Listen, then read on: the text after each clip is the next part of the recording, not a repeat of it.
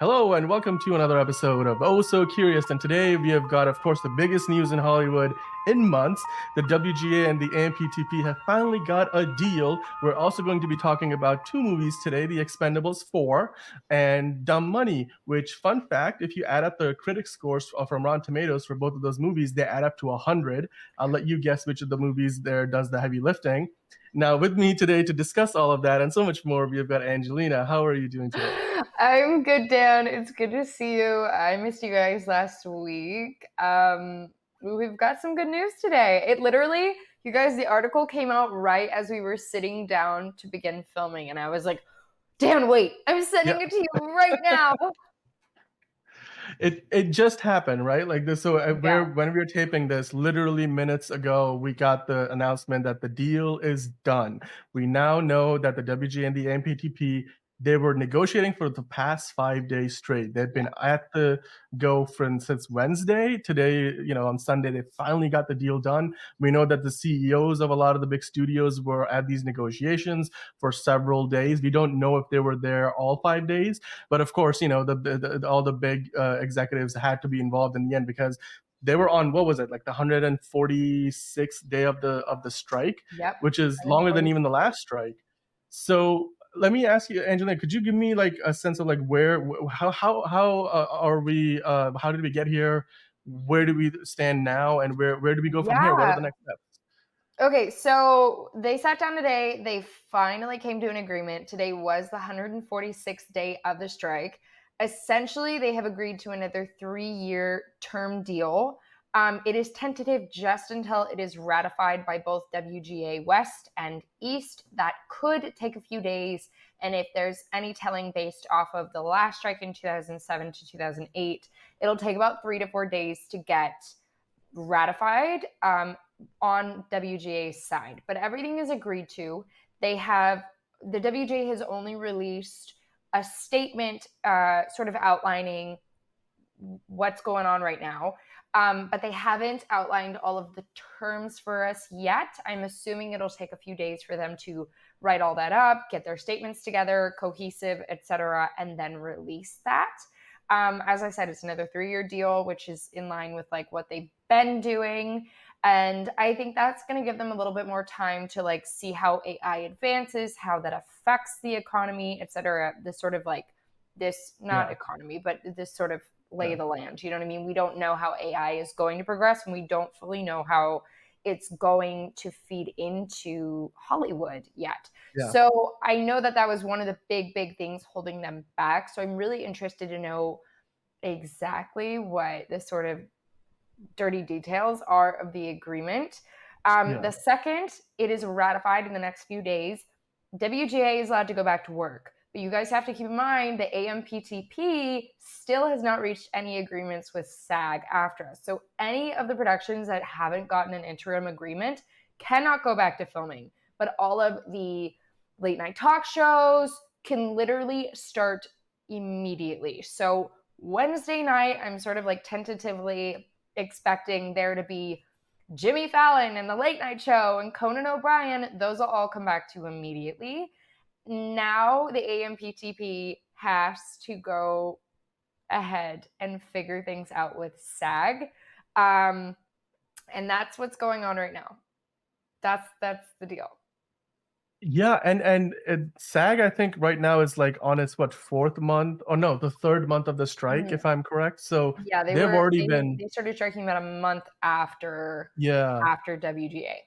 And we were reading up on the various statements and of course all the good reporting around this, whether it's Deadline, Variety, Hollywood Reporter, all the big outlets, and they mentioned that from their understanding at least, that the studios asked, like, hey, can we get all these writers, let's put pen to paper and let's get them back to work. Will they do that? And they basically said, look, they made it clear, the WGA did, that those writers will not come back to work on projects until the SAG strike is done, the projects that are struck by SAG. And like you mentioned, daytime talk shows like the Drew Barrymore show, like the Jennifer Hudson's show, The Talk, the Real Time with Bill Maher, which is like, a late night show. So all of those shows that have been in the spotlight recently that were going to come back, that, moved their premieres off because of the strike, all of those can go into production basically as soon as this is ratified. Yep. So that's good news. The other piece of good news here is that we're no longer going to have to deal with at least 2 strikes going on, which was a huge bummer for not only Hollywood but in general just the economy. I mean, There was a they have yeah, estimated that the strikes have cost the California economy over $5 billion. Is that's it huge. just, yeah, $5 billion? And Over I'm the pretty course sure of like that's just for not even California. half a year. Yeah, that's Yeah. insane. Like that's not That's a big even number. what worldwide what the strikes have affected. So and yeah, there's That's knock-on nuts. effects That's all to insane. all the productions that got Yeah. shut down in other parts of the world that were, SAG and WGA signatories. Now, there are some other pieces of news here as well, because we can kind of go into a little bit of detail here. We have got the statement from the WGA, and I'll just read off a little bit of it. And you can find this, you Google it online, you can check out the whole statement and you can read it for yourself. But they basically said, "Dear members, we have reached a tentative agreement on the new 2023 MBA," which is referring to the bargaining agreement, which is to say an agreement in principle on all deal points, subject to drafting final contract language. So basically, they're still working on the language of the contract. And what we have won in this contract, most particularly everything we have gained since May 2nd, is due to the willingness of this membership to exercise its power, to demonstrate its solidarity, to walk side by side, to endure the pain and uncertainty of the past 146 days. That's like 4.5 months.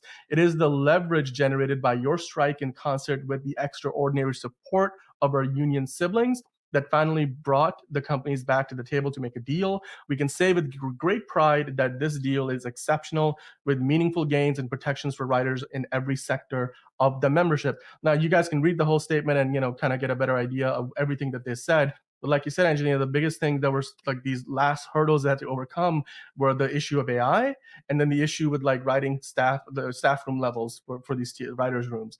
And it seems like they were able to kind of hash it out. Maybe they put some things off for the next deal, and now they have 3 years.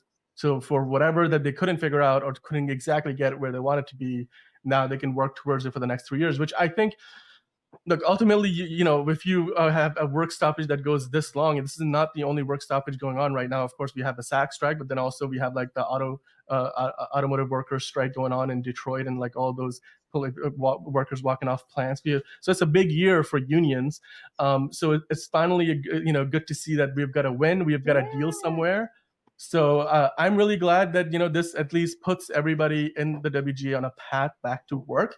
They're not going to go to work immediately tomorrow unless they are on one of those late night or daytime talk shows. But and again, like you mentioned, they still have to ratify the deal even for that to Yeah. happen, which in the previous strike in Historically, 08, it does take a few days. Yeah. exactly, which I don't remember if that deal happened on a weekend or not, but they took like 4 days. Yeah, I'm not sure. I So, also but think yeah, that, I mean, honestly, in a way, when I found out that they've been meeting since Wednesday, I was like, they have to have a deal today. yeah, Like, they have to.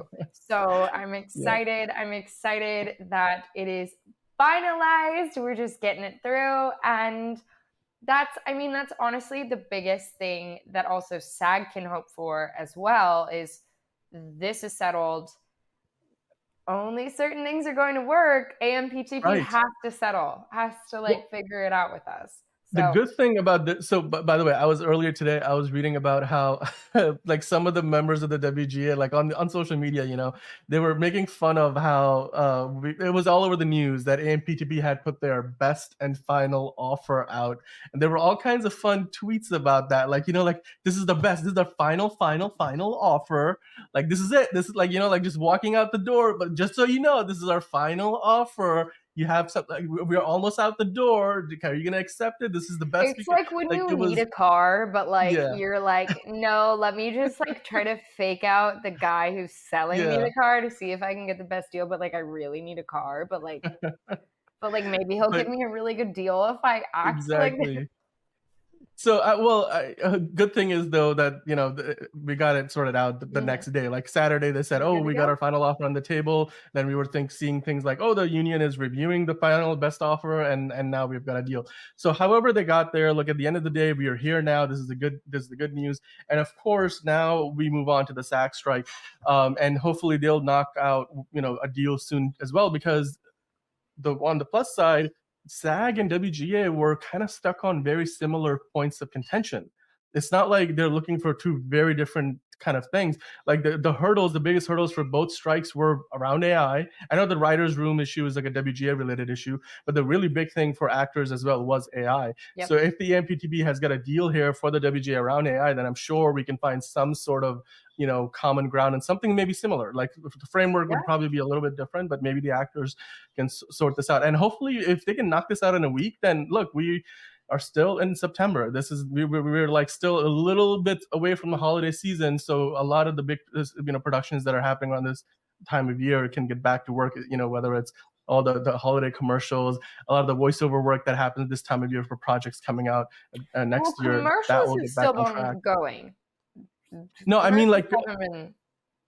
right, yeah. So I was talking about, I think, yeah, I misspoke. I was talking more about like there are all kinds of projects that are on the calendar for springtime, things of that nature. Having said that, though, let me just quickly ask you to kind of finish this conversation for the time being, because I know we're going to revisit this as soon as we get some news about this SAG strike.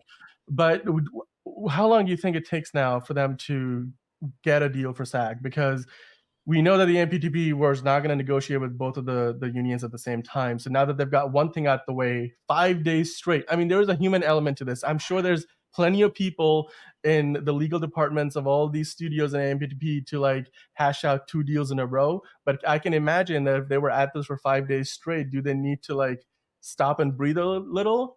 Because I don't even know if they've like got a meeting scheduled with SAG. SAG literally just issued. SAG literally just like as we were already recording, I got like a deadline article issued, sort of like a congratulations to the WGA deal. And in that congratulation sort of announcement, they were like, we're really hoping the AMPTP comes and revisits our issues with us here soon. So obviously SAG has sort of extended an olive branch.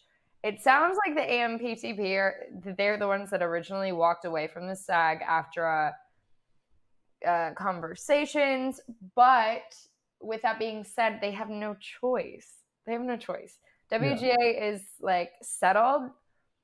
If they want movies to go back to work, we gotta get the SAG absolutely settled. So I don't know. I mean, I could see it taking another month, realistically, but I don't think it's going to take any longer than another month. So I certainly hope not. I mean, fingers crossed, because we are getting towards the end of September, and I would hate for this to be something where like we're in Halloween and we're still don't have a deal. That would suck. I personally, if I had to make a prediction, I think that the hard work is done at this point, because if they were willing, because here's the thing, like we may not have this stuff publicly available to us, but I bet you that people over at SAG, especially the key people in charge, probably have a inside track on what the deal was or is between the WGA and AMPTP. That statement that they put out, the SAG did, I'm sure it wasn't a statement that was drafted like at last minute. I'm sure there's been conversations going on behind the scenes, and so therefore you probably could expect that next meeting between SAG and AMPTP might happen sooner than later. And then look, if they got to do a marathon run to get this thing back on track, then absolutely they got to, because when it comes down to it, there's big projects out there where they shut down these big superhero movies, a lot of other TV shows. Like, for example, Deadpool 3, Ryan Reynolds, Hugh Jackman, like 2 incredibly busy people who they took that movie completely off the schedule because they don't even know when they can reschedule them to come back on set. And like all the set builds that they have put together. People like that and their schedules, it's just like, how are you ever going to know? You book space and you rent space on a soundstage, and then those sets have to now sit there, and even when you're not filming, even when you're not paying the actors and the crew to be on set, you're renting sound stages to put those sets up, and then those sets have to stay there, and you're paying to keep those sets up. And especially for like studios where they're not filming at a soundstage that they own themselves, and even if they do, you're still somebody's got to get paid for it, and somebody else might have booked that soundstage for another time, and those days might be here. So there's a lot of challenges still ahead of us. But the good news is that we have taken that first step, and it's a big first step, and hopefully this kind of a strike doesn't happen. I mean, now we have had 2 strikes in like less than 20 years. So I'm hoping that we can at least go that long, if not hopefully much longer. until another work stoppage. And why can't we Deserving. all just be friends? But Why can't um, we all be friends? Dan says. So funny. yeah, that's a Capitalism. bit naive. That's why we Yes, can't all be friends. right. It's just about Yeah, money, Dan. I'm That's just literally so all it is. this is it's wishful thinking. It is, but like, It's hey, so look, guys, let funny. us know in the comments below what you think about the WGS strike finally coming to an end. And it's still tentative; they still have to ratify it. We still have to kind of cross the finish line, and SAG-AFTRA still has to get their deal done. But the AMPTP has finally come back to the table and gotten the ball rolling. So hopefully we'll get more progress on this front, and we will cover this story, continue to follow the SAG strike as it continues. Of course, guys, like and subscribe if you like content like this, and let us know in the comments below. Are you looking forward to getting back to work if you're part of the WGA? Are you gonna ratify this deal, or if you're on the outside looking in, then what are your reactions to the way things have played out? So now let's just get into the first of our two movies this week, right? So the Expendables, right? The Expendables 4, or the way they spell It it, it's like looked fun, Expendables with a but it looked like 4. it was going to be awful. Is that fair? That's exactly what I was gonna say. Mm. It's the kind of movie where you watch the trailer and you're like, I'm gonna have a good time with the action. There's gonna be some corny dialogue. There's maybe gonna be a few jokes that hit, but ultimately it's gonna be a bad movie. But I'm not expecting Mhm. anything more. And that's exactly the kind of attitude you gotta have to go into this film, because it's a very unbalanced action movie. It's the kind of movie where you're like, okay, so they did that trope, but they're really not going to do that trope, are they? Okay, yes, they did that trope too. All right, great. Oh, okay, so Oh no. yeah, she said that. Oh no, no, okay, yeah, he said that. Oh, they went there. Like it was, you're Oh just, no. it's cliche after cliche. And even the action, like there was a lot of green screen, like clearly green screen shots in here, where like, for example, 50 Cent is on this Humvee, and he's shooting a 50 caliber gun at like the bad guys, and you can clearly see that when they go to his reaction shot to something happens and he's got a one liner, you can see he's in front of a green screen because the shot behind it just it just looks like he's in a green screen. You see a lot of that in this. You can really tell that they a lot, because the Expendables have always been like, the franchise has been based around these old action stars sort of like doing stuff where they're still like kicking ass. But in this movie it's finally felt like that like these people are old and they really can't fight, so they're so limited. And basically 90% of the action in this movie is Jason Statham like doing stuff a lot of No. times, just solo doing stuff. And then you got Tony Jaa, and he's got like a lot of stuff in the third act. So, and Tony Jaa and Iko Uwais, who is like the plays the antagonist. Those three people, Tony Jaa, Iko Uwais, and Jason Statham, are like basically the three people who do all the actual action in this movie. Everybody else like has some like basically some side role, or like you get the 50 Cent thing where he's like shooting a gun, but like clearly in front of a green screen, and then you're just gonna cut that into the other sequence. There's some bad CGI in this, like you could easily tell that's like those are PlayStation 5 level graphics. I mean, they're good, but you could tell they're animated. Like so and I know that these movies don't have a huge budget, so like I understand that. Like I can let go of my CGI complaints, because I'm not exactly going into this expecting like ILM level Transformers effects. But at the end of the day, I do have to say, the movie felt like it just was the most lazily. It felt like it was written by maybe like Sly Stallone when he was, just having a conversation at a bar with Jason Statham, and they decided to do a fourth movie, and then they just wrote something out and sent it to some assistant to clean it up a little That bit, and very then much that's the feels like script a they used. Stallone move. Yeah. Absolutely. Well, I'm I pretty mean, sure he that's did. how he wrote Rocky. He was just like at a cafe and he was like, "Please make my movie." And look, I'm not saying, okay, I don't even think Sylvester Stallone wrote this. I'm pretty sure he didn't write this movie. And yes, I mean, he did write the first Rocky, which is an absolute American classic as Mhm. far as movies are concerned. So I'm not here to like literally call out, oh yeah, Sylvester Stallone wrote a terrible movie. I No, mean, there's but no he's a way you could producer on ever, this. yeah. Can I go into some spoilers? Can I give you a little bit of? Are you gonna give Because an are you? actual spoiler alert? We've been yelled at recently about those. Yes. So You spoiler guys, alert, if you everybody. ever check out the comments, it's usually just us getting yelled at. So Yeah, we that does do what happen. we do here for you out of the love for what we do and nothing else. We just need you to know Yes. that, okay? Absolutely. And at this point, if you're not prepared for spoilers, then I don't know what else we can do to prepare you. So basically, they did that whole which actually they kind of stuck to their guns for a while, and so I was kind of doubting myself, but eventually, it didn't pan out. They did that whole trope where like one of the lead characters dies early in the movie, and then they go to like the very end of the movie, and then you get this like, what is that terminology, like when you have like something insanely crazy happens that helps resolve the conflict, and there's like this Latin term, I'm blanking on it right now. But basically like that character comes back at the end of the movie and helps save the day, like But he's dead. exactly, or so we thought. Or so we thought. Or so we thought. So he was not actually dead. He was Not just actually. He was not okay. actually dead. Got it. He pulled a Bond. I'll Except tell. this time Bond is actually dead. Well, Bond dies like in Skyfall. He supposedly dies in the opening sequence, but then we know he's alive like the next sequence after like that whole Adele song. After the Adele song. Well, literally, it was the Skyfall. It was the Adele. I was like 15. Am I allowed to say this? I was so high when I went to go see that movie. I couldn't even watch them. I mean, that Skyfall sequence, what I remember of that is it just being so ridiculous. I think I was 16. I had to have been like 16, but I was like, there was a lot of marijuana involved, guys. Sorry. I just turned very red admitting that on TV.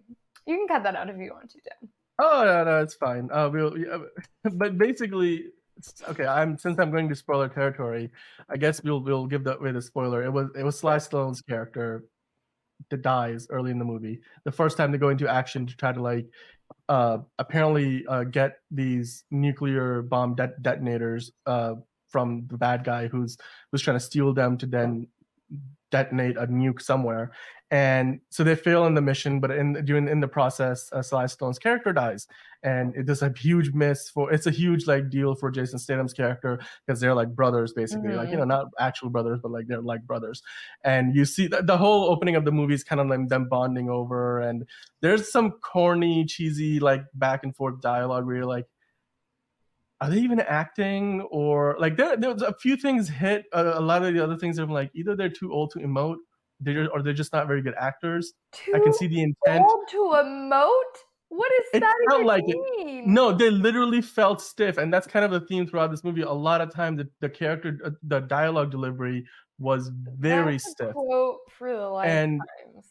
And again, I'm not saying this Sly Stallone's like he is fantastic in that show he's got on Paramount Plus, like Tulsa King, I think he's. So when he's got the right like filmmaking team with him, and he's given the right material and directed well, and I don't know like what level of effort goes into between a performance like that and a performance like this.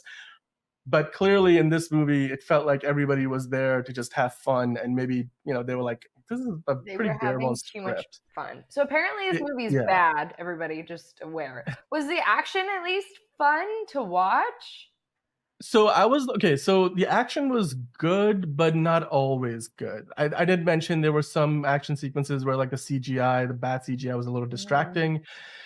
They had a couple of chase sequences which were okay. I've seen better though. It's nothing that truly stands out. Like you're not gonna walk away from this movie thinking, "Oh my god, now that sequence was amazing. I will reference that for whatever reason in the future." There's really no moment in this movie that quite is like that, and that's unfortunate because that's some immense potential. Because like Tony Jaa and anything, like that guy knows how to do like mixed martial arts on camera, and he's got some fantastic movies on his resume. Jason Statham, of course, does basically all action movies, and in a year when the Meg 2 has Jason Statham doing things like holding back a Meg with his shoe, like there wasn't anything in this movie where Jason Statham wasn't doing anything that we haven't seen him do like a million times before. And the sequences where they had like Tony Jaa and Iko Uwais like fighting, what about Megan I just Fox? felt like there was a lot of she joined the team. Megan Fox like had very little action to do other than like she's shooting guns like everybody else in a few sequences, and she's doing she had like some. This movie is rated R in the gore, but definitely not like it wasn't. They only hinted at the nudity and the sexual like content. It wasn't anything like that. So like Jason Statham and Megan Fox are like intimate in this movie, and Mhm. at the beginning they have a scene, but like it's you never like there's no you don't see any like anything explicit. But then later in the movie, the only thing that really made it rated R is there's a few F-bombs and then there's a lot of blood and gore. That's really the reason why this movie is rated R. And I think like Megan Fox's character, as well as there was another, I forgot her name, but there's another actress who is the second, female member of the team toward the end of the movie, and she's apparently has a thing for Randy Couture's character, who looks like he's 3 times her age, but like whatever, I'm not judging. Um, 2 times his age. I don't know. Like I don't know how old Randy Couture is. He looks very stiff. Dolph Lundgren's character apparently can't see properly, and he's got this whole character arc, which if you haven't seen the previous movie, you wouldn't really know that. He only does his best work when he's drunk, and apparently he's been sober for a while, so that's like his little character arc that they put him on. 50 Cent had a pretty like 50 Cent, like honestly, if Curtis Jackson was not in this movie, you wouldn't know the difference because he doesn't do anything important in this film whatsoever, other than he's like the new guy that they play that joke five too many times where like, oh yeah, he's the new guy. Oh, you haven't been around. Oh, you wouldn't understand that. Like I'm like, okay, we get it. He's the new guy. Like, and you guys don't know him very well. So the script is bad. The action is bad. The CGI is bad. I will say this though. Acting is bad. It just sounds like a terrible movie. And the story, like the way things play out, the plot is like it's basically like a lesser version of every movie like The Hunt for Red October or those kind of movies where you have the USA and Russia potentially getting pitted against it. It's like the most like amateurish version of that story, because the main crux of the story is they've got this big oil tanker that they've dressed up as an aircraft carrier, which you could not mistake that for an aircraft carrier in a time when you have satellites that can kind of tell like things down to like 1 meter. It looks like the fakest aircraft carrier you could probably, and it's supposedly that's the one that's got the nuke on it. And apparently it's supposed to go to Vladivostok, which is one of Russia's big maritime ports in the Arctic Circle, and like they're supposed to blow up the nuke and have an American flag on the boat, so that way it's like, oh, America blew up a nuke on the Russian port, World War III. That's apparently the big deal, and the whole reason why the bad guys are doing it is because they want to. The bad guy is, which by the way, Andy Garcia's guy. Yeah, they want to start a war so they can profiteer off of it. And Andy Garcia is like the bad guy, and he's also happens to be that was the same person who sends them into the mission. As the last. Everything about this movie is a trope. Basically, yeah, I'm like, I feel like that is like overplayed at this point. It's like, so tropey. Like everybody is hinting at World War III in every action movie I watched in the last. And we've seen this whole renaissance of the USA versus Russia kind of a thing. Like for a while, it was a war on terror, and now it's let's just shut up and move back on. To the 80s in Cold War. Yeah. Okay. So, by the way, can I just say some of these reviews to you? Before you do that, can I give you this one highlight of the movie that I actually enjoyed? So apparently, I don't know if you have seen the previous movies. Antonio Banderas was in a couple of these movies. Love him. And his character sort of ends up biting the dust. Like I think it was in the last movie or the one before that. In this movie, they introduced what is meant to be his adult son. He's played. I don't remember the name of the actor who plays him, but apparently the director, it's at least from what I could tell, the director probably told him, you are playing Antonio, not the character, you're playing Antonio Banderas' son. And so just do him and the best parody that you can. So if you want somebody who sounds like the most parody version of Antonio Banderas, and you want that kind of that is probably the best part of this movie, because every time he's talking, I'm just like, okay, that impression is probably the highlight of this film, and he does that the whole time.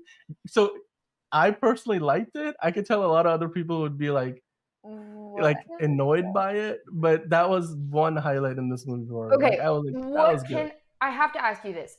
If you could go back in time knowing what this movie was going to be like, would you still have gone to see it in theaters? No.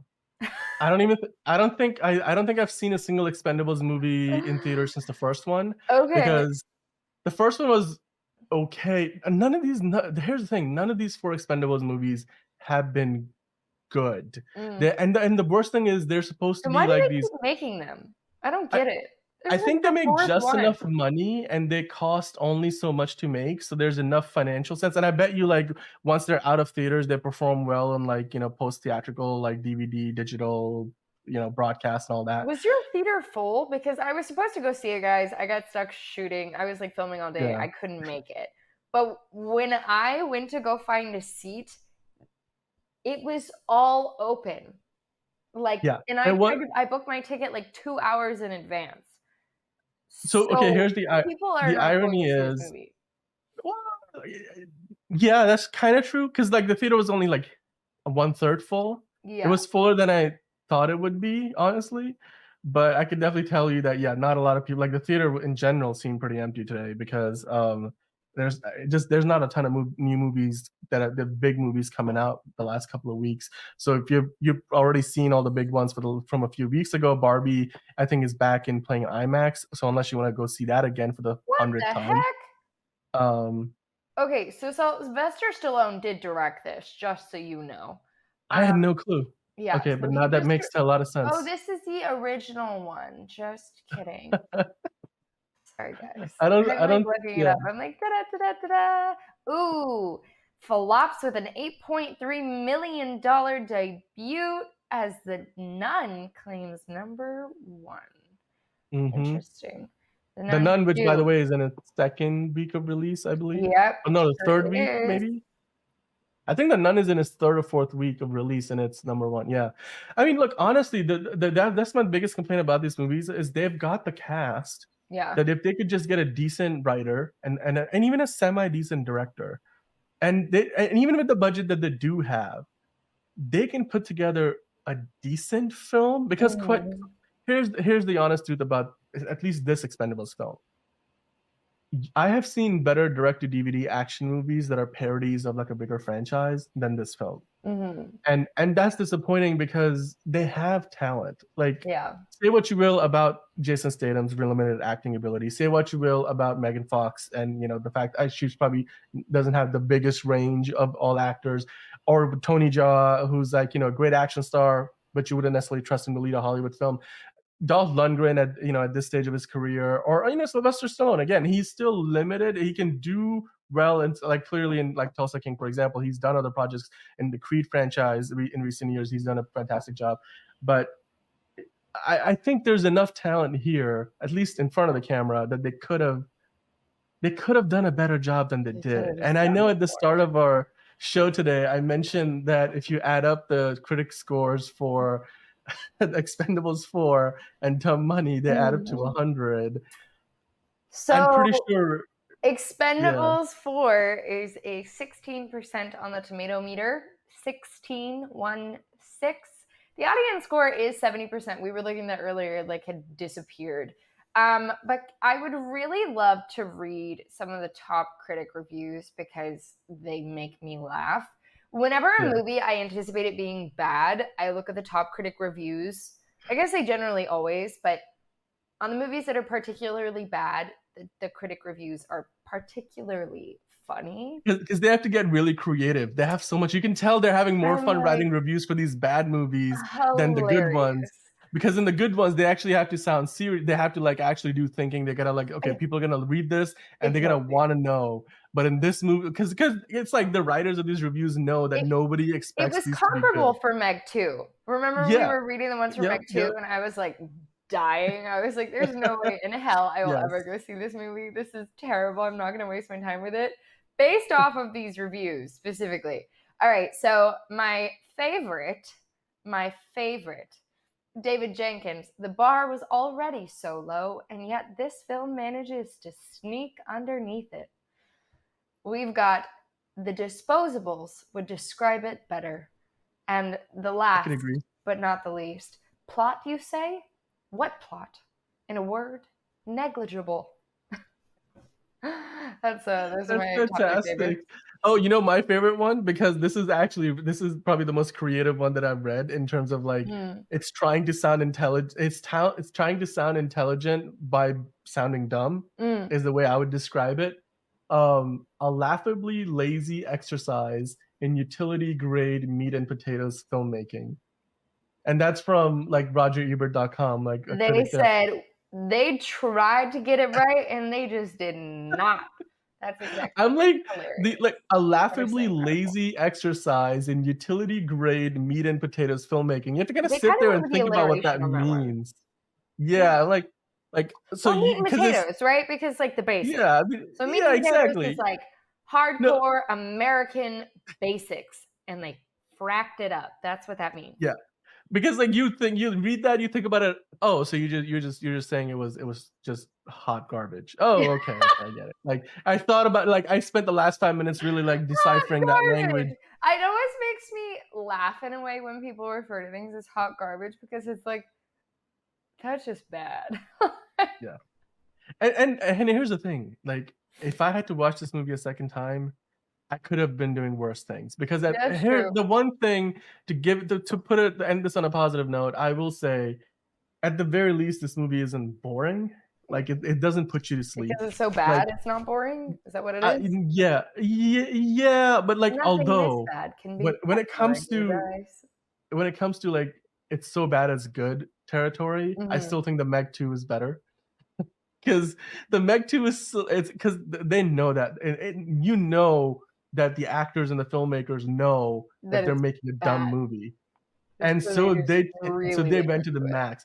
Also, that movie had a bigger budget, so you can see like Mhm. some of the action sequences played out better. The movie was a little longer runtime. You got some even crazier stuff. Whereas this movie, like it kind of falls short on a few of those things. But at the end of the day, I wasn't exactly bored by it. But I certainly like if I had a choice between this and I don't know watching Barbie for the fifth time, I would probably go watch Barbie for the fifth time You've because seen it's Barbie 4 times? I yeah and I have it at home. I could probably just watch it at home for the fifth time. Although I haven't seen it in IMAX yet, which is ironic of all the times I went and saw it. Um, anyway, so guys, what do you think about the Expendables 4? Is this just as bad as you expected it to be? Is it worse or is it better? I mean, have you seen it? Do you plan on seeing it? Let us know in the comments below. I Of course. really wanna challenge you all to comment something Hmm. that would make me want to go see this movie. Please, I'm begging. I'm I begging. think I think that the uh that accent, Antonio Banderas's character's son. I'm I think like, that's probably a good. That might. I don't know if that's I worth don't spending like know, I don't $20 for a know. movie ticket for. Mm-mm. Well, I've But got A-list, but yeah. okay, well, yeah. If you got one of those like movie credits to use up, then yeah, maybe. And it's not the worst way to spend your 90 minutes. You could do worse things, I suppose. I love that Um, movies are now getting shorter again. I was like, wow. All the yes. movies during COVID and immediately following COVID all were leaning close to 3 hours. And I was just like, this is Well, like a there's still full gonna be movie. movies that will be longer, but certainly, like, yeah, The Expendables 4 was like an hour 40, including credits, and Dumb Money was basically the same Mhm. thing. It was like an hour 40, so basically without credits, it's like 90 minutes. So it's a quick in and out, Yeah. relatively speaking. And speaking of Dumb Money, Mhm. I went and saw Dumb Money, and it is definitely a lot better than The Expendables 4. Completely different vibe here. Completely Um, different vibe. so Dumb Money is based off of a real life story, based off of reviews. It is essentially what happened, but they way dramatized it, very much Hollywoodized it, had to throw it like for a loop and out of the thing to make it interesting. How did you Yes. enjoy the movie? Did you feel like you could understand what was really going on? So yeah, because I had a little bit of knowledge, background knowledge about what happened in real life Well, it back in the didn't happen that pandemic. long ago, you guys. So it's based off of Yeah, like it's two only 2021 Robinhood, yeah, GameStop. yep. So it really was only 2 years old. So they got this movie into production pretty quick. And get this, this movie is based on a book about those events that it's been adapted into a Oh, movie. So wow. So there's yeah, it's not like they adapted the events directly, like they they made this based it on a movie book. quick. And you know what? Like to be quite honest, I think that's both a good and a bad thing. It's a Mhm, good thing in the sense that yes, of course, it's recent enough that a lot of people still have their, that will remember at least seeing a few headlines about it, if not like following it closely. Maybe a lot of people that go to watch this movie were part of that meme stock where they were the ones doing the retail investing through Robinhood or any mhm. other app like that. And it wasn't like GameStop was the only company that got caught up in the positive upswing from this retail, this whole frenzy. AMC, for example, where we go to see a lot of these movies, they as a company were just about bankrupt during the pandemic, and they also became a meme stock. And because of that, they survived because their stock values like went up hugely during the course of all this going on. But as far as this movie goes, they really they focus on the person who's Paul Dano plays this character who I'm for some random reason forgetting his name right now. The retail and the person who kind of makes this get this trend going, who has like a great social media name. It's something to do with cats. Um, um, this movie definitely is rated R though, so like I read it somewhere where it was like it's die for cats or something really dumb. his name is Keith Gill, like in the movie. He But his has two social different media handle, very funny social media handles though. yes. So I mean, if you are not aware of what this movie is about, like ultimately, like we said, like GameStop's was about to go bankrupt, during the pandemic. And then this financial analyst at Mass Mutual at the time. So and I think he lives in the town of Brockton, Mass. And I actually worked at Mass Mutual, fun fact, in the past. So, and they've got their main HQ in Springfield, which is pretty close to like the border with Connecticut. So like I used to drive over the Mass line and go work there. So who knows, maybe this guy worked in the same building at some point. And I don't think and works there any longer, as you find out during the movie.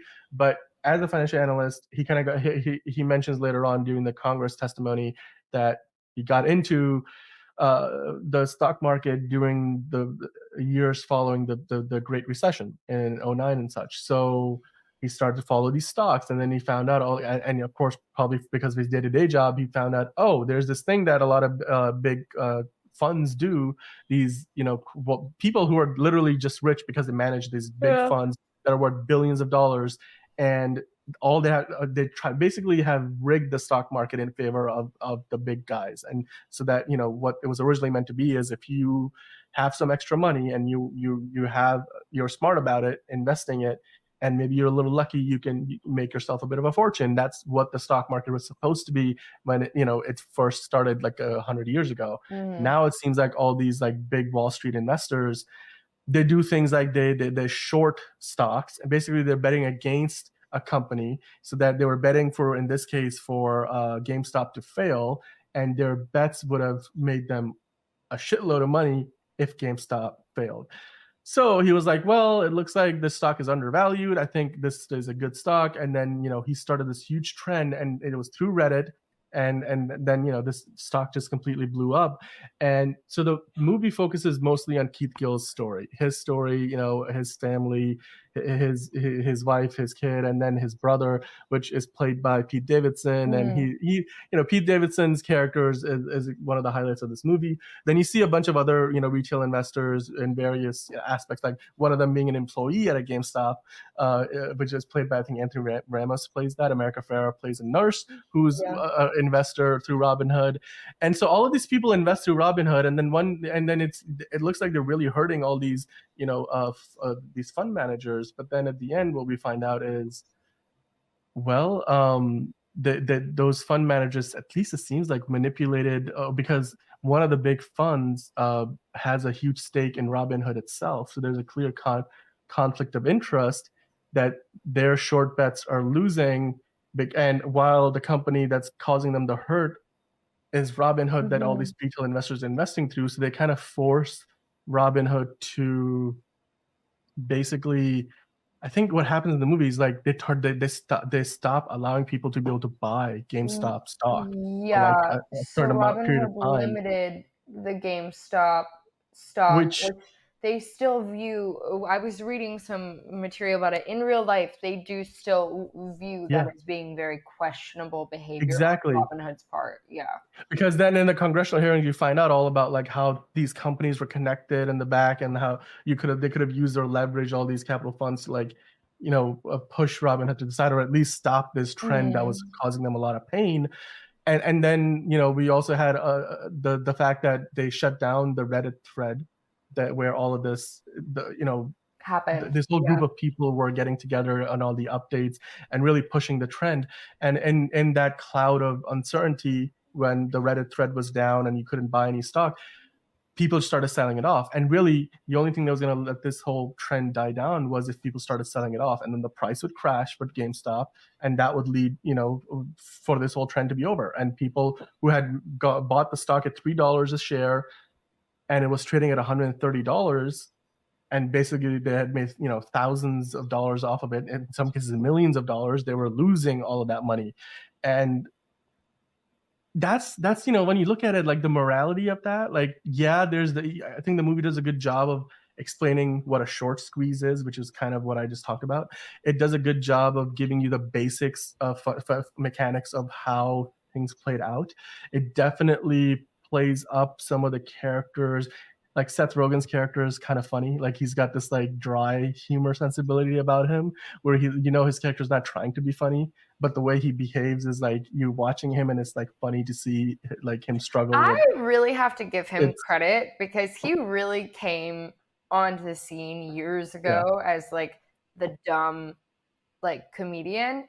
He's yeah. he's become a pretty incredible actor. Like you have It's to very give him subtle. that. A lot of what Yeah. he does is very subtle, and in fact, and it's not just him. Sebastian Stan plays Yeah. one of the co-CEOs of Robinhood. You have Nick Offerman, who plays like one of the big venture capitalists who actually ends up being subpoenaed for the congressional hearings. Mm, And so they have some fantastic comedic geniuses. Like Sebastian Stan, can do yeah. pretty much anything. He's a very talented actor. Nick Offerman is very talented, and if you have seen Parks and Rec and you've seen Ron Swanson, then you know that he can do comedy by just being very He's stoic and just the best. so.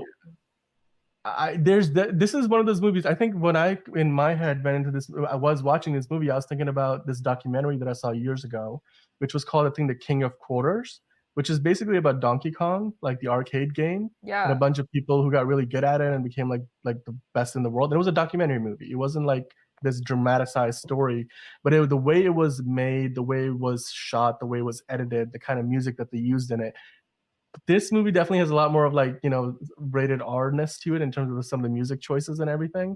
But outside of that, like it felt like it was sort of similar because the Mm, subject matter, obviously arcade games and retail trading are not the same thing by any means, but the way this movie kind of felt to me, it felt like a documentary in some ways, because it wasn't like it was highly stylized.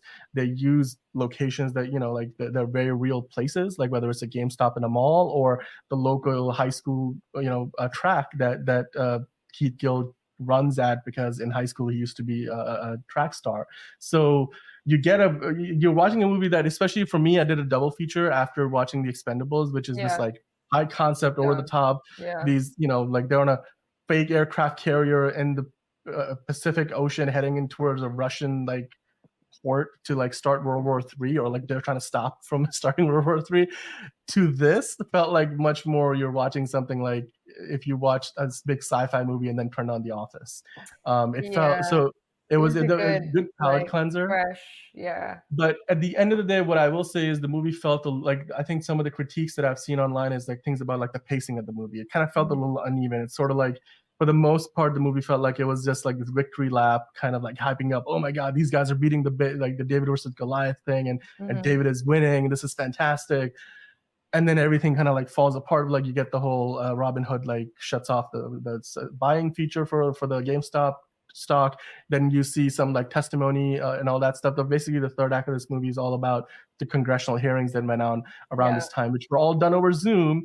So they were able to use a lot of the C-SPAN footage and kind of mix it in with like the real politicians talking, like the AOC, It was asking the kinda cool. questions, but Yeah. then the actors playing the real people actually answering back, and they're gonna stitch it together. And then in the credits, they showed the real people and their version of the answer. So you kind of got to see, oh, this is how Paul Dano played it, and this is how the real Keith Gill sounded and what Yeah. he looked like during the testimony. So you do get that, but like you said, I think the critiques from a lot of the other critics on this movie are they're on point. Like this movie definitely over dramatizes for the sake of entertainment, because at the end of the day, this is a very dry story if you really just get into the nuts and bolts of it, because like Mhm. nobody will want to follow a story that's all about retail trading and short squeezes and Wall Street. Like, it's hard enough to explain just one concept. This movie has to deal with like 5 major concepts in order for you to follow the story.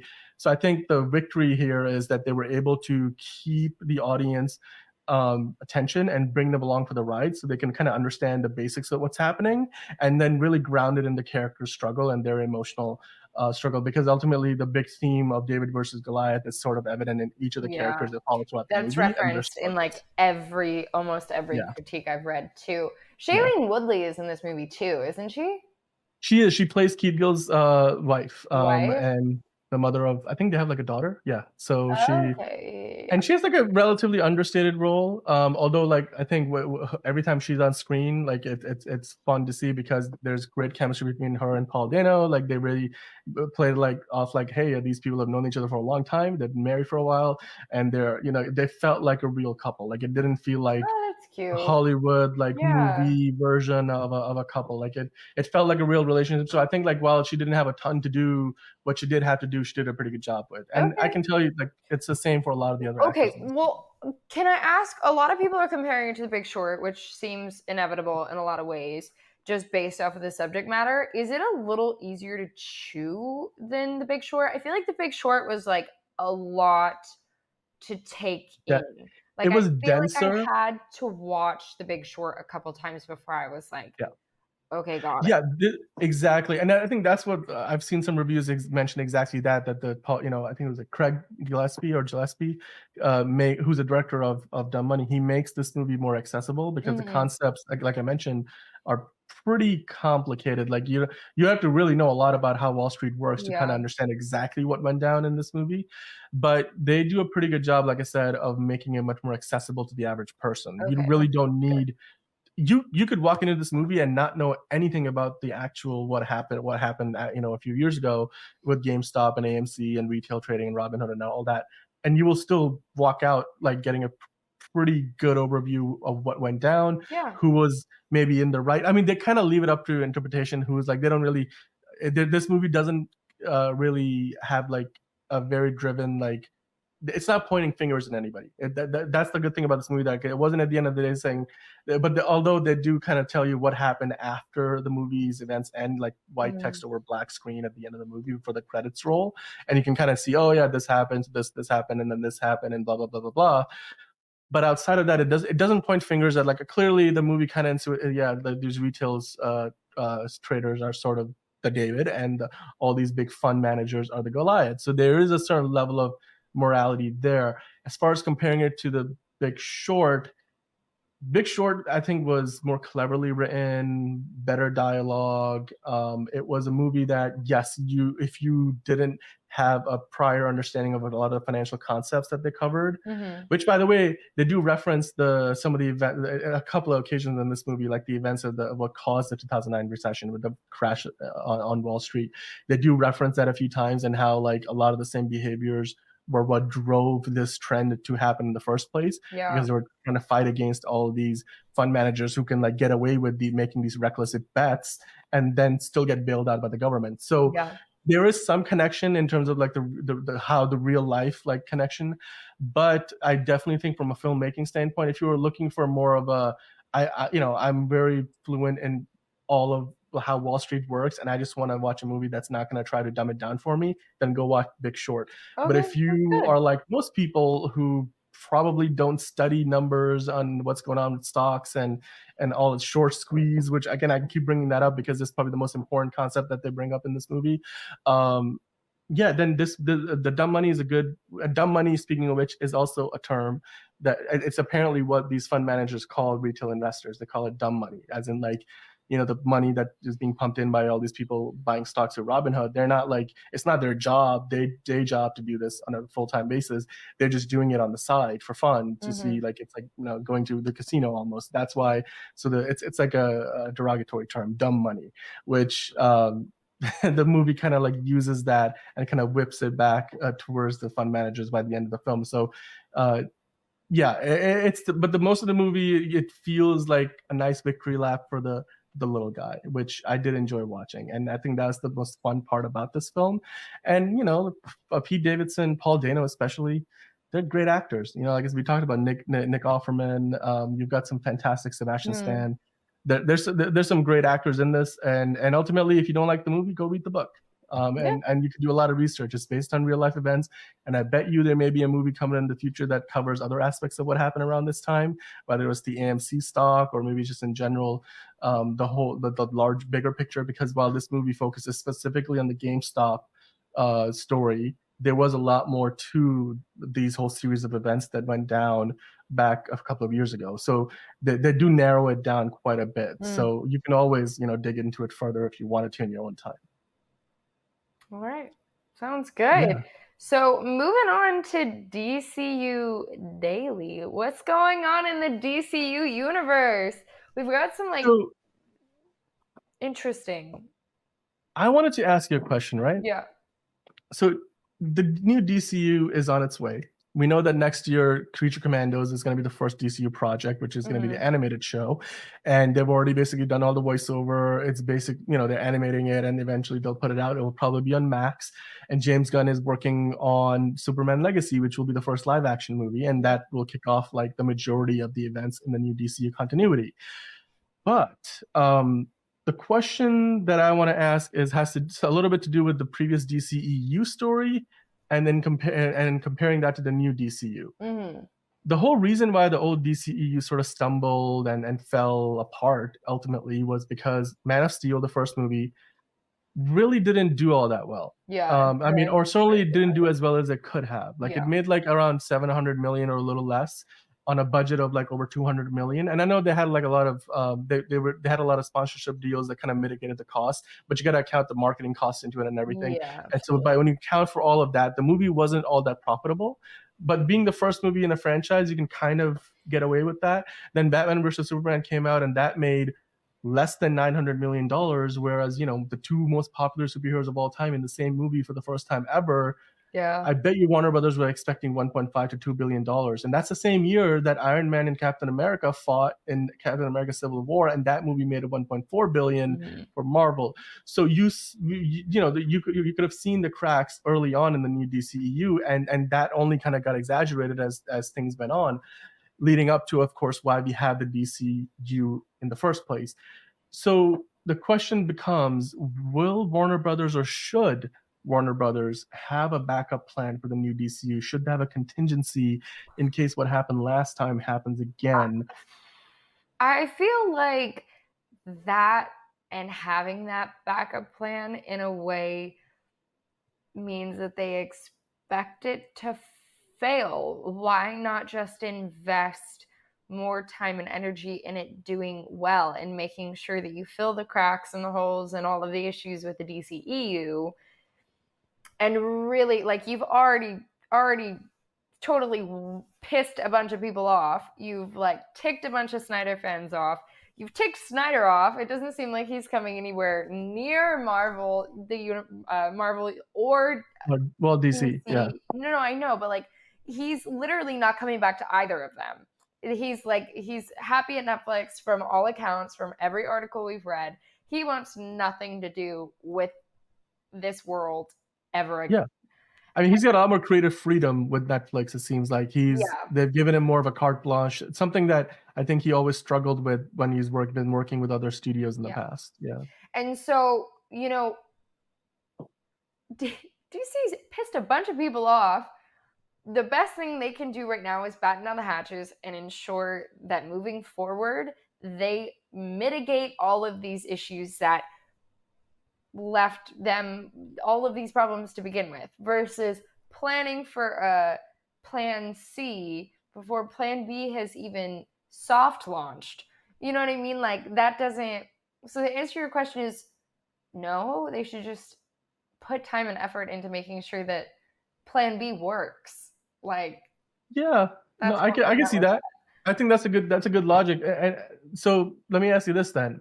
We have recently seen that superhero movies are no longer a surefire bet, right? It seems like we're kind of past the golden era of superhero movies. I think it's just superhero exhaustion. Okay, like the fatigue. Yeah, I mean that could be it. That definitely could be it. I think my observation has been that nowadays you can't get away with doing just an average formulaic superhero movie anymore. I think that's Like you true. Yeah. really need to I mean, and to a certain degree, that's been true for a long time anyway. But I definitely feel like post Endgame, whereas as a whole, society, as a cultural zeitgeist moment, people were like, okay, this was our big finale of the superhero genre. Even though it was a big finale for like the MCU specifically, it felt like it was a big finale for like the entire genre of movies. And since then, people don't quite have the same ladder, and also the pandemic. I think we're still recovering from that, so we are still feeling some effects of that. Not everybody goes to theaters to quite at the same level that they used to, Mhm. but still I feel like a lot of people just don't have the same level of latitude for superhero movies anymore. They're only gonna go see a superhero movie if it really like piques their interest. Like for example, DC put out the Batman, which has nothing to do with the DCEU or the DCU, and it made like $700 million. And Yeah. so if it continues in an upward trajectory, the next one could make $1 billion. The They're planning Joker on movie, the Batman 2. the part two is they've been scripting it. I think they're going to go into production on it pretty soon. Yeah. The first Joker movie, won an Oscar for Mhm. Joaquin Phoenix for Best Actor, made $1 billion, and there's a sequel for that coming out next year with Joker Folie à Deux. So we have seen that clearly there's, and of course, like Guardians of the Galaxy Volume 3 is I think like in the top 5, the 4th highest grossing movie of the year, at one point sitting at number 3, and I think Oppenheimer beat it, but still it made like almost $900 million. Yeah. And we have seen like Across the Spider-Verse make like 600 million, which I think was like almost twice of what Into the Spider-Verse made. So clearly there's exceptions to the rule, but like in by and large, even Marvel movies, even MC movies, they're not quite surefire bets. We have seen a whole range of them. We have seen from Spider-Man No Way Home making $1.8 billion all the way to Ant-Man Quantum and the Wasp Quantumania making like less than $500 million, which in Marvel territory, less than $500 million is like a very low number. Yeah. And of course, we've seen a lot of DC movies not even crack 200 million or 400 million. Like Yeah. Blue Beetle like hasn't even made 150, and Shazam 2 So didn't make sad. That 150. movie is not So that bad, you guys. exactly. I'm like, but oh no. but the big thing about Blue Beetle and it's unfortunate because I hate to say this, but Blue Beetle definitely felt like a by the numbers superhero origin story that wasn't Yeah. exactly giving us anything unique outside of the fact that it was a first Latino led Well, it superhero was and a there was a very lot of, familial based movie, which I don't feel like we've yes. gotten before. So there was enough there for it to be uniquely Yeah. different, but it wasn't quite revolutionary. It wasn't doing anything that we haven't seen before, right? Like in Yeah. terms of, oh, he's a hero, he gets And we powers, broke down all he of that started, too. It was just like he's I really reluctant. wish they would have given this movie Yeah, like a little bit more money and a little bit more yeah. time, because like Like, it could yeah. have been exceptional, and yet it was just kind of okay. It was kind of, yeah, it felt like Yeah. it was like the character for a lot of people who didn't know who Blue Beetle was felt like Yeah. a Spider-Man almost in some ways, Mhm. like the his alter like ego as well. And then the third act of the movie felt like you were watching the first Iron Man movie where you're just watching two people the same power set, and the guy, our lead character, has the better suit, but the other guy is much bigger and more experienced, and they just have to kind of bash it out, and of course, the good guy wins in the Mm. end. So it's it was a little it was cliched for sure in a lot of ways, while it definitely tried to stand out. I think we're in a, like I said, we're in a period now where superhero movies have to stand out, be different, and that's really where my question for you is. The first movie is Superman Legacy in this new universe. Mm. Superman is an insanely difficult character to write because even in the comics, he's basically this all-powerful, like god-like man.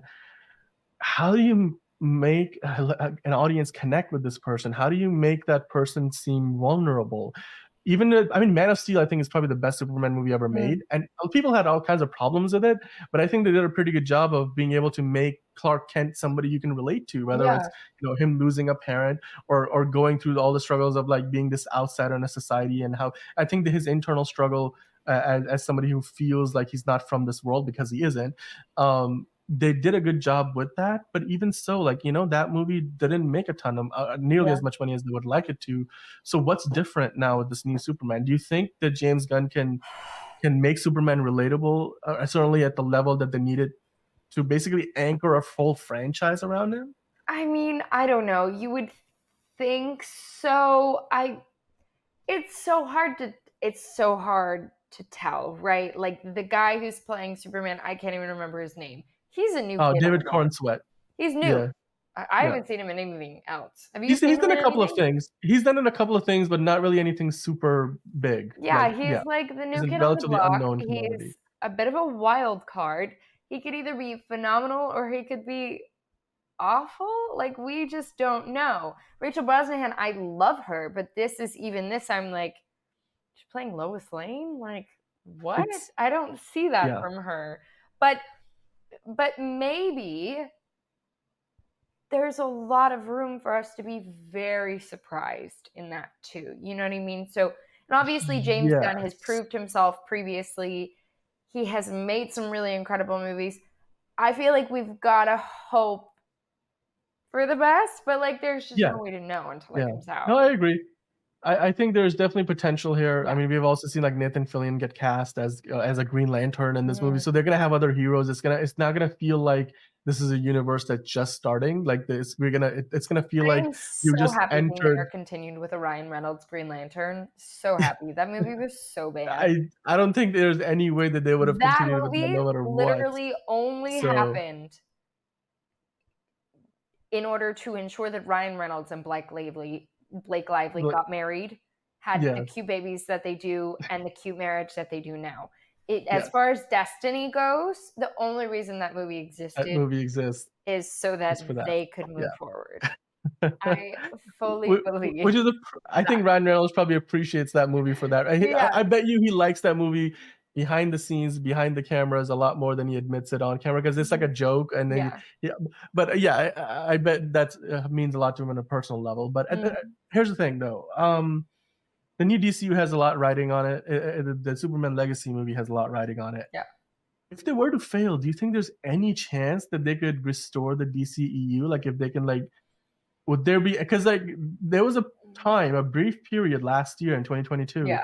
when Pam Abdy and Mike DeLuca, who are the co-CEOs of Warner Brothers, the studio, before David Zaslav hired James Gunn and Peter Safran, for a brief moment they were like, okay, so you guys steward this whole DC thing because Walter Hamada was on his way out, so like they needed somebody to kind of hold the ship down while they made a more permanent long-term move with Mhm. DC Studios and everything. And Mike DeLuca and Pam Abdy, basically their plan was to bring Henry Cavill back for Man of Steel 2. Yep. And they were going to kind of give him one more go around and see how it went. And that's one of the reasons why they allowed for, The Rock to be able to bring Henry Cavill in for a cameo in Black Adam. That's also And why Henry Cavill had made like the did the whole comment post. online that Yeah. he did. Yeah. So, like, in a way, we were pretty close to kind of getting back to that track with Henry Cavill. And maybe, the Man of Steel 2 could have been a much different movie. Maybe you could have gotten a much Yeah. more happy Superman I'm and still everything. sad about it. I mean, like, obviously at this point, it's like water under the bridge. We just got to move forward Yeah. and like see where But it goes. But to answer your question, no, they can't return at this point. It's too far gone. yeah. It's too far. I, yeah. It's nice to think Yeah. like what could have been. But But also, I feel like they were so greedy. Like they were so mad about the numbers, but the numbers weren't really that bad to just like it, anticipate like a huge overhaul. I don't know. I'm like, I think it was just mismanaged to the nth degree. Like, of just about every decision they could have made, yeah, they made the wrong one. yeah. Whether it's interfering with Justice League and then whatever monstrosity we got out of that. And despite all the bad behavior of Joss Whedon, I still think no filmmaker in his position could have done a good job considering how little time he got, and to basically remake an entire movie, a movie that was meant to be like their version of the Avengers, like $1 billion+ film. Weren't there harassment allegations against him too? They were, which, I mean, look, that only Yeah, that, but I'm saying, like, that aside, no filmmaker in his position was set up to succeed because he only got like 3 or 4 months yeah. to basically reshoot 70% of the film, do visual effects to including removing a freaking mustache of Henry Cavill's face, which is an incredibly difficult challenge for any VFX crew to work on, Yeah. not to mention to do it on such a tight deadline. And then everything else after that, like they were like, okay, so they abandoned the entire original plan. No more Green Lantern Corps movie, no more Cyborg movie. The Flash movie basically went through development hell for a whole decade. And and then they started to go in other directions, like whether it was Birds of Prey, Shazam, and then eventually Black Adam. We finally got the Flash, Blue Beetle. At one point, they were going to make Blue Beetle and Batgirl for HBO Max. They then kicked, everything that has happened since. It's like they basically changed directions like 3 or 4 times, and ever since they departed from that original track that they were on, which included Man of Steel, Suicide Squad, the David Ayer Suicide Squad, and then Justice League with Zack Snyder, at least, the version that he wanted to put out. Yeah. Since then, it's like everything they've done since was not what was in the original plan. So it feels like the DCEU, especially if you're thinking about it from the Snyderverse perspective, that DCU has been dead since like 2017. Dead and gone. That's why I'm So just like, there's no way it's coming back. yeah, and like if they were to make a decision like, oh yeah, 2025 comes around and Superman Legacy underperforms, I mean, if they were to bring Henry Cavill back then, he's gonna be in his mid-40s, and the earliest you get a movie from him is like 2027. So yeah, I do believe at this point it's too late. Like they would have to probably, like, the good thing is they don't have to necessarily put the whole franchise on ice, because now they have the whole Elseworlds label, which is where they're gonna house the Joker movies and the Batman and all these standalone films. I feel like if the DCU kind of underperforms or fails and they decide not to stick with it, they can always just go back to doing these, like, these individual standalone franchises. I think honestly they would have to, because there's just no way that they could possibly go through 3 reboots. You know what I mean? Especially like in such short order. Like either you put it on ice for 10 years and then try again. They're gonna again, have to wait and just do standalone films until they can truly like figure out what went wrong, until the sort of, like, as you were talking about, the superhero fatigue sort of wears off and it becomes something worth investing in again. If this fails, they're just gonna have to go down and deal with it for a little while. Yeah. Well, I mean, let's hope it doesn't fail. I can't watch a third Superman in 10 years. I won't go see it. Well, I mean, we get like a Batman movie every other year, it seems like, or a Spider-Man movie. So, and I haven't gone to see the Batman movies at all. Fair enough. I'm like, no, I went to see the Robert Pattinson one. It's a good movie. It's very much Robert Pattinson. He was like playing definitely. Edward Cullen playing Batman. Batman, yeah. Oh, I like his take. I think it's probably the best Batman movie since The Dark Knight. And I'm interested to see like what they do with the second one, and also the Penguin TV series with Colin Farrell, who just looks unrecognizable as the Penguin. But anywho, let's hopefully they won't run into the same issues as they did with the DCEU. I certainly believe with the direction that they're going in, and James Gunn and what his track record says with the Guardians of the Galaxy, what he did with the Suicide Squad, and what he's done with Peacemaker, I think he's got the talent and he's certainly got the vision to at the very least give us something different, and hopefully that will be enough to be good. But I mean, it doesn't, just because it's different doesn't mean it's good. I certainly hope it's good and different. And that's the hope. So guys, let us know in the comments below, what do you think? Do you think that Warner Brothers are going to need to have a backup plan to the DCU if it fails? Is that backup plan the DC Elseworlds banner? Or do you think they should, like Angelina, you said, like, should they just double down and not think about anything else, because thinking about anything else is already admitting defeat before you even have your first movie coming out the door? So let us know in the comments what you guys think about that. And of course, like and subscribe for more content like this. So now, before we end the show, as we always do, we look ahead to the next movie that's coming out. And so now let's talk about The Creator. The Creator is a movie. When I first heard about the title, I was like, oh, it's one of those very generic 1 or 2 word title sci-fi movies, where you can either get something that's incredibly amazing, like Interstellar, or you can get something like Moon, which I personally did not like, or Armageddon, which was terrible.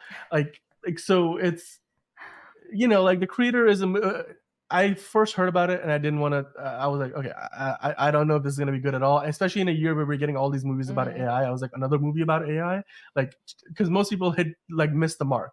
Even Mission Impossible, like, what was it? What's the one from this year? Mission Impossible 5. Dead Reckoning Part 1, right? Like, so, or is it like even 8? that, I don't even know. It's a 7th one, I think, and it had a huge, like, the big evil, like, antagonist was AI, and I think it hit the mark on a few levels, but then it also kind of made it a MacGuffin, and it wasn't quite done as well as I think. Like, it wasn't a thinking man's AI movie. It was, at the end of the day, you're there to watch Tom Cruise do stunts, and whatever helps us get you there, we will get you there. Whereas the creator feels like it's actually putting a moral dilemma at the center of the movie. And then, since I've been watching the trailers, the best thing I can compare it to, and this is something that I'm not the only one making these comparisons. I feel like, at least from the trailers, it looks like a cross between Blade Runner, the Terminator Judgment Day, and then a little bit of Rogue One, which Gareth Edwards, the director of the creator, Yeah, also directed. He I directed loved Rogue Rogue One and One. Godzilla. So that to me, like, looks. I saw the trailer again today when I went to see Yeah. Expendables and Dumb Money, and it looks good. And The there's certain first moments in looks this. and the first look reviews are really Yeah, good. People are calling this the best sci-fi movie of all time, which is huge because that's big Dune praise. was supposed to be the Dune best sci-fi part. book and movie of all time. So, I mean, Yeah. that's some pretty. Do you want to read some of these first look comments that you put through? Absolutely. So here's one from Cine Express, Fico Kengiano. He said, or is it a he or she? I don't know We don't know. what Fico. No, But we don't anyway, care. like, We the don't know. We the don't the care. It's fine. here's what they said. They said, been looking forward to the next great epic sci-fi film. And the creator definitely nabs that title. And like you mentioned, they might have been referencing Dune or any of these other, like sci-fi movies that are set to come out. So, and then he continues, or he or she continues, Gareth Edwards' nifty exploration of AI, war, and life itself is a big screen spectacle that delivers on thrills, mind, and heart. Love that. And I can tell you that's a pretty accurate description of the trailers. That's Oh, exactly what the okay. trailers. That's And John David good. Washington, like, who did Tenet with Christopher Nolan, seems to be at least seemingly carving a nice niche out of, like, doing these big high concept sci-fi movies where he's like this outsider soldier kind of a character. Because I see a lot of parallels between the character he played in Tenet, at least without having seen the creator. His character in Tenet and the creator seem very similar, Similar. at least in terms of what their modus operandi might be, although the journey seems like it's very different. Another one. So this is from Steven Weintraub from Collider. I'm sure you might have seen Collider content. They've been around for a long time. And so he said, as you learn about the way Gareth Edwards made The Creator, you'll understand how it's a revolution in sci-fi filmmaking. I'm blown away. And I think he's referencing to some behind the scenes stuff in terms of the filmmaking techniques that they use, because there's some really big action set pieces in this movie. And if you look at the trailer, it looks magnificent. The effects, I mean, ILM did a lot of the big effects. I'm sure there's a lot of other visual effects houses that worked on this, but it looks amazing. Like, and it's very easy for these kind of big sci-fi spectacle movies to kind of become just visual mishmash. Yeah. But this movie, at least from the trailers, looks like there's purpose to everything in every shot composition. And so visually it's stunning, which is another one of the things that a lot of people are saying, that this movie is visually stunning. It's cinematic, it's breathtaking. Ooh, I'm I've seen that. excited. And then about I think I'm gonna go see it when it opens on Thursday. Yeah, and this is so, and as far as the story goes, because I know that's the big thing for a lot of people these days Yeah. is, as it should be, what is the story about? Is it actually a good story, or is it just a lot of beautiful shots Yeah. and that's it? So Tessa Smith from Mama's Geeky said the story is really emotional too. I was completely captivated pretty early on. Well, actually, no, did I? I jumped Yeah. into. Oh, yeah, sorry. I thought I jumped into a different review. I'm like mixing up my review. So the story is really emotional too. I was completely captivated pretty early on. Alfie is adorable. I think Alfie is like the human-looking android child character in this movie, which I think is like the crux. I think it really the story revolves around her character. And then so Tessa continues, I totally fell in love with her, love the important underlying themes of accepting those who are different from you, which is a theme that you see in a lot of movies. I mean, the whole concept of the X-Men is basically that. So to be able to tackle a theme that's been tackled a million times before in a way that's uniquely different, I think it's hard enough to do by itself. And then Germaine Lucier from IO9 said, my main problem is it didn't make me cry. It tries very hard, but a tiny lack of connection means it just misses being a perfect package, but only just. Yeah. And that was probably the most negative comment that I found. And for the most negative comment to be like, it just didn't make me cry. I'm like, dude, like everybody has a different threshold for what makes them cry or Mm. like really get to that level of emotional connection with the movie because every the movie is Everything's subjective. yeah. It's so if that's the worst that a first reaction can say about this film, then I'm pretty gosh darn excited about it because Yeah. the trailer looks fantastic and these reactions, they're the kind of reactions that I remember reading for Interstellar, which was meant to be like the next great sci-fi operatic masterpiece that was meant to rival 2001: A Space Odyssey. And I feel like, at least for me personally, it's a better movie than a 2001: A Space Odyssey. And if this is like that next big leap forward in the world of sci-fi, well, let's see. We've got Christopher Nolan, who did Interstellar, who's done Inception. We've got Denis Villeneuve, who did Blade Runner 2049. He's doing the Dune movies. But outside of those two directors, I really don't think there's any other director today. Well, he's making Napoleon right now. Why am I forgetting his name? Even Ridley Scott, the Alien Mhm. movies. Even Ridley Scott isn't really quite doing sci-fi the way, like, I think his best sci-fi movies are decades behind him. And James Cameron and Avatar you can kind of put off into its own category because like it seems like those Yeah. movies are sort of their own thing. But outside of like Christopher Nolan and Denis Villeneuve, I feel like if Gareth Edwards hits here with the creator, then he comes onto that very exclusive list of absolutely top tier sci-fi directors Mhm. because now he will have the creator, Rogue One, and Godzilla on his list. And I think both Rogue One and Godzilla. Rogue One is probably, in my opinion, the best Star Wars movie It's my of the favorite. modern Disney era. Yeah, it's It's so the good. best of, and even though in that movie they had to bring in I think it was not Tony Scott. Is it Tony Scott's brother? Like they had to bring in another director to kind of help put it together. Like it was a bit of a Mishmash? like it wasn't Yeah. exactly the most stable production process. So I know that you could maybe put a bit of an asterisk next to Garrett Edwards' name with that movie. Tony Gilroy, that's I'm forgetting the name of Tony Gilroy, who also did the whole Andor show, which is fantastic.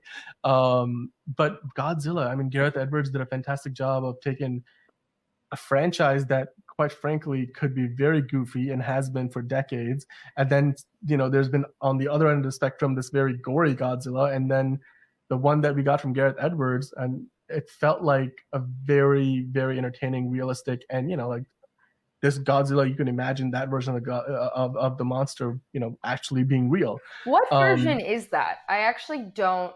it's the one that's in the current Monsters universe continuity. So the one that we saw with the Kong movies. It's the same Godzilla so it's the same continuity, like the same story I don't know if universe. I've Yeah. seen that one. It's the one from like 2014 or something. I think Aaron Taylor Johnson was in it, and then Elizabeth Olsen, which actually kind of ironic because that Yeah, movie I came out didn't around the see same that. time as Avengers: Age of Ultron, and in Mm. Avengers: Age of Ultron, Elizabeth Olsen and Aaron Taylor Johnson are playing siblings, and then in Mhm. that movie they're playing like husband and wife, and it Oh, came we out like love this. in the They had same. a I'm like, lot that of was bonding interesting. time. Phenomenal. Yeah. Yep.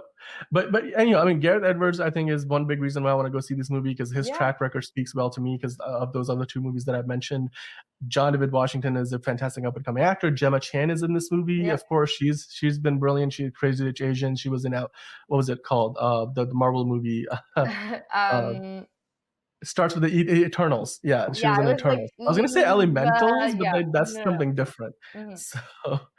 So, and what really gets me about this movie is when you watch the trailer. There's that sequence where like the girl Alfie, the AI android human looking girl, they show up to, I think, like where Gemma Chan's character apparently works at a bar or a restaurant, and she's like, I just want to be treated like everyone else, and she's like, well, we don't have something to that effect. We don't have that. We do have ice cream.